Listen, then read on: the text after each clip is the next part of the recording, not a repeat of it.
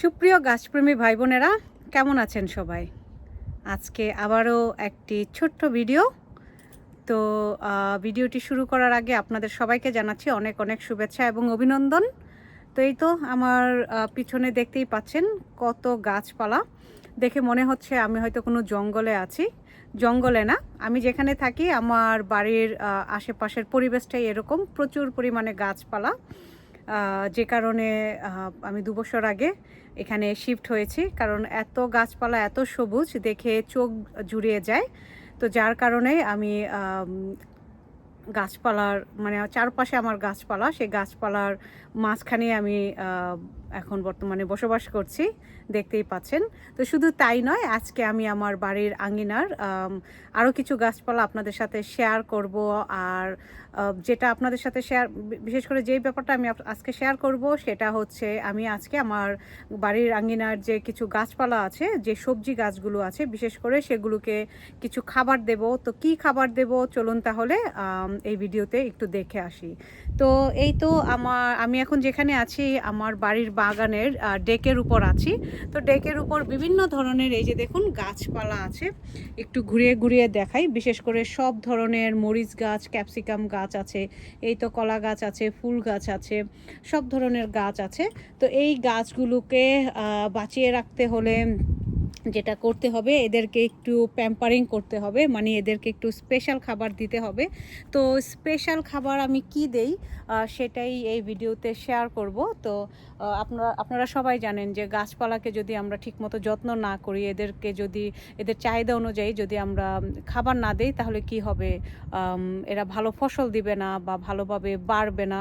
অনেকটা মানুষের মতোই, মানুষকে যতটা আপনি আদর স্নেহ ভালোবাসা দিয়ে বড় করবেন, এরাও বড় হয়ে কিন্তু মানে ততটাই ভালো হবে। ঠিক গাছপালাও একই রকম, আমি মনে করি একই রকম। মানে আমি এদেরকে যত ভালোবাসা দেই, এরাও আমাকে তার বিনিময়ে এত ফসল দেয়।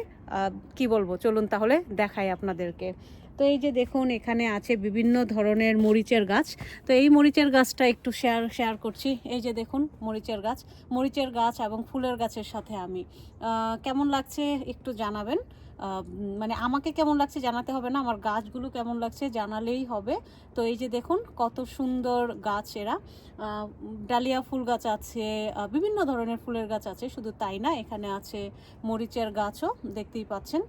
তো এই গাছটা আমার সব থেকে বেশি পছন্দের, কারণ এই গাছটা একটু খেয়াল করলে দেখবেন হলুদ রঙের মরিচ, অরেঞ্জ মরিচ, ব্ল্যাক কালারের মরিচ, মানে বিভিন্ন কালারের মরিচ এই গাছটার মধ্যে আছে। তো এই গাছটা এত সুন্দর, মানে এই গাছটা দেখলেই মন ভরে যায়। তো এই গাছটাকে এখন আমি একটু খাবার দেব। তো খাবার হিসেবে কি আছে আমি একটু ছোট্ট করে শেয়ার করি। এই যে দেখুন আমার ঘরের এটা হচ্ছে চাল ধোয়া এবং ডাল ধোয়া পানিটা। তো এটা আমি ফেলে দেই না। এই যে দেখুন চাল ধোয়া এবং ডাল ধোয়া পানির সাথে ভাতের মাড় অ্যাড করেছি। তো এই পানিটাই এখন আমি যেটা করব, এই যে গাছে আমি দেব, কারণ এটা হচ্ছে গাছের জন্য খুব ভালো একটা খাবার। গাছ এইটাকে খুব বেশি পছন্দ করে, খুবই বেশি পছন্দ করে। তো এই খাবারটা আমি কখনো ফেলি না। মানে আমার ঘরের চাল ধোয়া, ডাল ধোয়া এবং ভাতের মাড়, এগুলো তিনটাকে আমি একসাথে করে তারপর আমি আমার সব গাছে দিই। এই যে দেখুন কৃষ্ণচূড়া মরিচ কত সুন্দর কালো কালো আর কতটা ঝুপালো, দেখতেই তো পাচ্ছেন। তো প্রত্যেকটা গাছেই আমি এখন এইভাবে খাবার দেব, সার দেব, গাছের সার বা গাছের খাবার যেটাই বলুন। তো এই যে দেখুন এখানে একটা ছোট্ট গ্লাস আছে, এই গ্লাসটার এই যেহেতু এটা ছোট পট, এটাতে আমি 1 গ্লাস দেব, যেগুলো একটু বড় পট সেখানে আমি 2 গ্লাস করে দিচ্ছি। তো প্রত্যেক দিন আমি এইভাবেই এদেরকে যত্ন করে আসছি। তো বিনিময়ে এরাও আমাকে দেখুন ফসল দিয়ে ভরিয়ে রেখেছে। যতটুকু আমি এদেরকে যত্ন করি, আমি বলবো তারা আমাকে এর থেকে বেশি ফসল দেয়, অনেক বেশি ফসল দেয়, এরা আমাকে নিরাশ করে না। তো দেখতেই তো পেলেন আমি কি ধরনের সার আজকে সবগুলা গাছে দিচ্ছি। এগুলা হচ্ছে ভাতের মাড়, চাল ধোয়া পানি, ডাল ধোয়া পানি। তো আপনারাও এখন থেকে আপনার গাছকে ঠিক এইভাবে যত্ন করবেন, দেখবেন আপনার গাছ আপনাকে কত ভালো ফসল দেয়।